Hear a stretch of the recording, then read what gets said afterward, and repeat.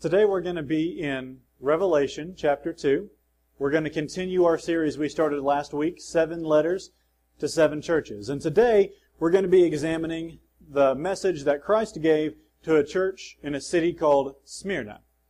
Now, I think in order to get a good understanding of exactly what Jesus is trying to get across to this church, we need to understand a very simple, basic principle that applies to most of life and certainly applies to what Christ is talking about. That is, there is a difference between value and cost. There's a difference between the value of something and then the cost of something. You know, value is something that's constant. The value is always there. Cost, it may change. For example, there's an inherent value in a potato, and that's the value of about 1 meal or a little less. Now, the cost of a potato may be 20 cents, it may be $2. It depends on the economy, the rate of inflation. It depends on how good the potato crop does that year. But the value is always there. The value of a gallon of gasoline is always going to be the same. In my Camry, the value of a gallon of gasoline is about 27 or 28 miles. Now, we all know the cost of a gallon of gasoline, that's never constant. That's changing all the time. Every time I go into town, the cost is different. See, there's a difference between the value and the cost of something. And I think we know this in our mind. Every day we make decisions based on this. If someone were to try to sell you a potato and try to sell it to you for $500, you wouldn't buy it because obviously the cost far exceeds the value. On the other hand, if somebody was selling a Mercedes for 50 cents, well, you couldn't afford not to buy it because you know the value greatly exceeds the cost. We think in these terms all the time, but today I want to actually break it down for our study of this message. So in Revelation 2, beginning in verse 8, John writes, "To the angel of the church in Smyrna, write, These are the words of him who is the first and the last, who died and came to life again. I know your afflictions and your poverty, yet you are rich. I know the slander of those who say they are Jews and are not, but are a synagogue of Satan. Do not be afraid of what you are about to suffer. I tell you, the devil will put some of you in prison to test you, and you will suffer persecution for 10 days. Be faithful even to the point of death, and I will give you the crown of life. He who has an ear, let him hear what the Spirit says to the churches. He who overcomes will not be hurt at all by the second death." So today I want to break down this letter and look at it in terms of value versus cost, because I think what Jesus tries to get across here to these people in Smyrna is that has something to do with the value and the cost of their faith. And there certainly is a value and cost to faith. Let's look at each of these in turn. First off, the value. Well, there is an inherent value in the faith we have in God. Now, the Christians in Smyrna, it says they have suffered affliction and poverty. Now, one thing to understand is that poverty in the city of Smyrna was unusual. This was a very, very wealthy city. This was like the Martha Vineyard of the Roman Empire. The city of Smyrna was a free trade city. It was heavily favored by the Roman Empire. It was the center of emperor worship. There was a lot of traffic always going through Smyrna. The people there were very wealthy, but for some reason, the Christians were very poor. Now, maybe it's because there's some sort of persecution that's affecting them financially. That wouldn't be the first instance of that happening. Hebrews 10:34 says, "You sympathize with those in prison and joyfully accepted the confiscation of your property, because you knew that you yourselves had better and lasting possessions." There is such a thing as economic persecution. Maybe that's why the Christians here are so poor. Maybe the converts just tend to be from a lower social class. But they're poor people living in a wealthy city, and so when they look at themselves in comparison to their neighbors, the contrast should be obvious. Yet, Jesus says, despite their poverty, they are rich.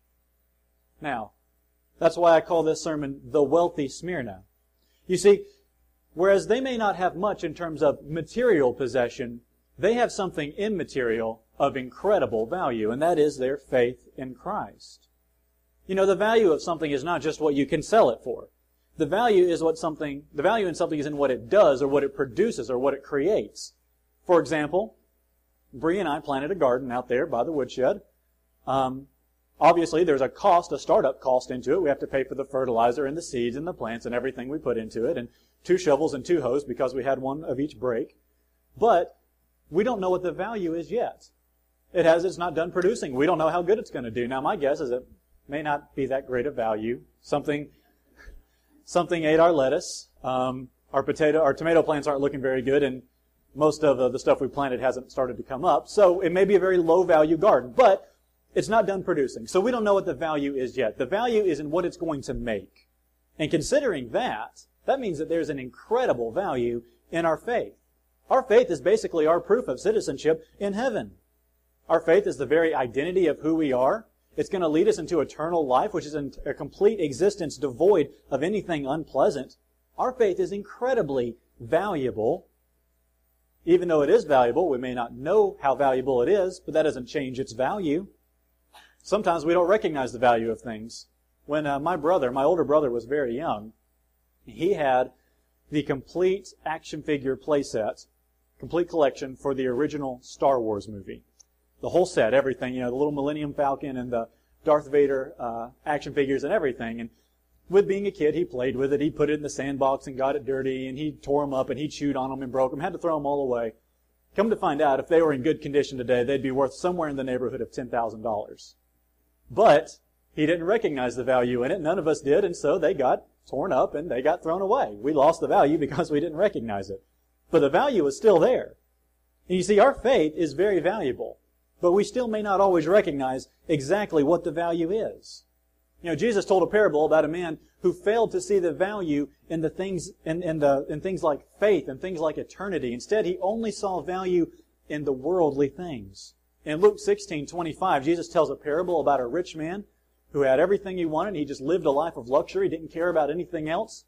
And then there was a poor man named Lazarus. When they both died, the rich man went to hell. And in verse 25, Abraham looks down to this man in hell and says, "Son, remember that in your lifetime you received your good things, while Lazarus received bad things. But now he is comforted here, and you are in agony." That rich man's sin was not that he had a lot of stuff. His sin was that he only saw value in the things of the world, and he failed to see the value in the things of eternity. There is an inherent value in things, and we recognize that. In fact, that's basically the principle that our entire country is built on. Without that principle, we couldn't have a working system of democracy. The Declaration of Independence says all men are created equal, and they're endowed by their Creator with certain unalienable rights, that among these are life, liberty, and the pursuit of happiness. In other words, it's recognized that there is certain value, inherent rights in human life. Simply being a creation of God means that there is value that we have. Now, nothing is going to change that value. Granted, not everybody acknowledges that value. That's why Hitler killed Jews in World War II, because he failed to acknowledge that their lives had value. That's why terrorists want to kill Christians, because we believe something different, so they refuse to believe that we have any value. But no, there's inherent value in our lives. There's inherent value in everything. And that certainly includes our faith. Whether we acknowledge it or not, there's an immense amount of value there. So I'll just challenge you. Examine the value of your faith. Now remember, faith leads us to heaven. Matthew 6:19, Jesus said, "Do not store up for yourselves treasures on earth, where moth and rust destroy and where thieves break in and steal, but store up for yourselves treasures in heaven, where moth and rust do not destroy and where thieves do not break in and steal. For where your treasure is, there your heart will be also." In that passage, I think Jesus teaches us two very important things. First, he teaches us exactly how valuable our faith is. It's something that's eternal. It's something that we can never lose due to a bad economy or due to a bad circumstance. Second, he taught us exactly how to tell what we do value the most. He said, "Where your treasure is, there your heart will be also." In other words, what you really care about, what you really commit yourself to, what you really live for, that's what you value. So it stands to reason, if I commit myself to getting rich, well, then I see value in money. And that's all. If I commit myself to my favorite television show, I see value in entertainment, and that's it. If I commit myself to being comfortable and secure and just enjoying life, well, that's all I see value in. But if I commit myself to God, that just means that I recognize the enormous value in my faith. So, where is your treasure? Where is your heart? Do you know exactly how valuable your faith is? Well, there's that inherent value in our faith. There's also a cost to our faith. Something that we must pay in order to have it, in order to maintain it. And unfortunately, for the Christians in this church in Smyrna, the cost is about to increase. We know that they're being persecuted, and at least some of the persecution, Jesus says, comes from Jews who are not real Jews, but a synagogue of Satan. Now we know in the early church, Christian faced a lot of trouble from Jews who were giving them problems. But why does Jesus say these people are not real Jews? That's an odd statement to make. I mean, after all, they're descendants of Abraham. They follow the Jewish law and all the regulations. What about them is not Jewish? Well, I think in Jesus' mind, He's not thinking so much as of a physical descent as He is speaking of a spiritual reality. You see, to be a Jew was to be a part of Israel, a child of Abraham. And from Jesus' perspective, the real children of Abraham are not the people who are just born of Abraham, but they're the people who follow Abraham's example of faith in God. Romans 2:28 says, "A man is not a Jew if he is only one outwardly, nor is circumcision merely outward and physical. No, a man is a Jew if he is one inwardly, and circumcision is circumcision of the heart, by the Spirit, not by the written code. Such a man's praise is not from men, but from God." In other words, these people who are persecuting Christians, they may be physical Jews, but Jesus says they're not real Jews. They're not really Israel because they fail to have the faith that their father Abraham had. Therefore, they're on the side of Satan. And so He calls them a synagogue of Satan. Now, considering that same principle, that would mean that those of us in here whose faith is in Christ really are the real Jews. We are the true spiritual Israel. We're the real descendants of Abraham. Even though it may not be physical, it is by faith. But these Christians here in Smyrna, they're persecuted to some extent, and Jesus tells them they're about to start suffering more. They'll be put in prison. Now, we have to understand prison in this context. Today, we don't want to deal with somebody, so we throw them in prison and assume that fixes the problem. In reality, in this time, prison was not a place to detain someone. Prison was a place you kept someone while they were waiting. They were waiting on trial, or if they were waiting on death, you kept them in prison. But it was not a place you just put them. So this may mean that death is what's going to await some of these Christians. And He says they'll suffer for 10 days. Now, whether that's a literal 10 days or whether that's just a figurative word just to mean a short but specific time period, doesn't really matter. The point is, the cost of their faith is about to increase. That's the cost of faith. What they have to pay to maintain it, what they have to suffer for their faith, that is the cost that they pay. It has an inherent value, but in order to hold on to that value, they're going to have to start paying something that's going to be very, very unpleasant for them. Some of them will be put on trial. Some may even be killed. That's probably why Jesus begins this message by identifying Himself as the one who died and came to life again. And that's probably why He ends the message by saying that those who overcome will not be harmed by the second death. He's showing He has complete mastery over death, and so it's encouragement to them. You know, Paul spoke some on the cost of knowing Christ. In Philippians 3, verse 7, he said, "Whatever was to my profit, I now consider loss for the sake of Christ. What is more, I consider everything a loss compared to the surpassing greatness of knowing Christ Jesus my Lord, for whose sake I have lost all things. I consider them rubbish, that I may gain Christ." Paul, before he became a Christian, he had everything going for him. He had a bright future ahead. And then when he accepted Christ, he had to give that all away. And then he spent years later, the rest of his life, being persecuted, being poorly treated, running around, trying to spread the gospel. And here in the book of Philippians, he's sitting in prison, not knowing what's going to happen to him, writing out this letter, and he says, you know what? Everything that's happened to me so far, everything I lost to become a Christian, I don't even care. I don't care what the cost is because the value exceeds the cost. You know, there's been times over the past 2,000 years where the cost of being a Christian has been much higher than what it is now. There were multiple people who have paid the ultimate cost, even paid their own life in order to maintain their faith. You know, one interesting one I'll talk about, there's a man named Polycarp who lived actually in this city of Smyrna. And he lived probably 70, 80 years after this letter was written to them. And Polycarp paid an enormous price for his faith. He was burned alive, burned until he was dead for being a Christian. And yet the remarkable thing about that is when you read through the historical accounts of it, his attitude in regard to it was phenomenal. When he stood before the people that were persecuting him and they said, "You're going to deny Christ or we're going to burn you to death," his response was, "You threaten me with fire that burns for a time and is quickly quenched. For you do not know the fire which awaits the wicked in judgment to come and in everlasting punishment." And then it says that the tradition says that when they went to actually tie him to the stake so that he could be burned there, he said, "Don't even bother tying me. My love for Christ is going to hold me in this place. I won't leave because I love God that much." You see, the cost he paid, even though it was such a high cost, didn't even matter to him. He didn't even care.